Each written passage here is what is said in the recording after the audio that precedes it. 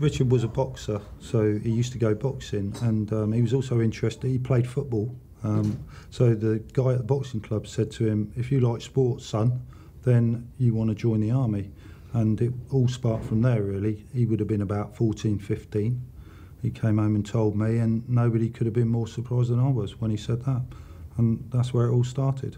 It was Richard's third tour of Afghanistan, and 2 weeks before he died, he was actually on leave at home before going back, and he'd had 2 or 3 mates who had been killed, and he'd either been there or obviously been close to it. So me and him had these strange conversations about the fact that he could die, and he told me that he could quite easily die, and that it was all about wrong place, wrong time. Initially, you're just in complete and utter shock, and you can't, looking back, you can't really see how you get through that. But your life changes forever, and you're always kind of acting your way through normal life. It's not like you're crying or anything, or you're sad all the time, but Richard's always there. He's always there in my head. Richard always thought of the rifles, they were his other family.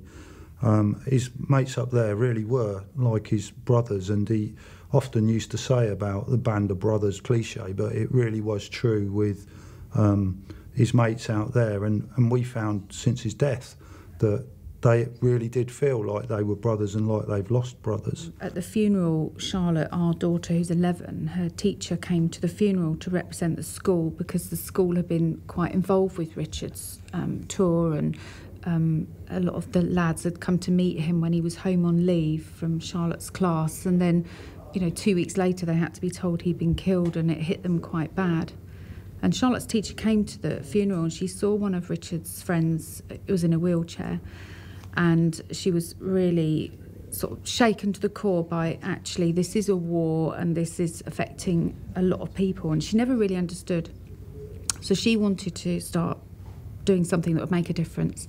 So she had this mad idea of jumping out of an aeroplane, and she wrote me in because she said it would carry more clout if Richard's family are involved in this. So we ended up throwing ourselves out of an aeroplane and raising money for Care for Casualties. And then we decided, right, that was one. So we decided we'd do a bit more, and we formed Team Green.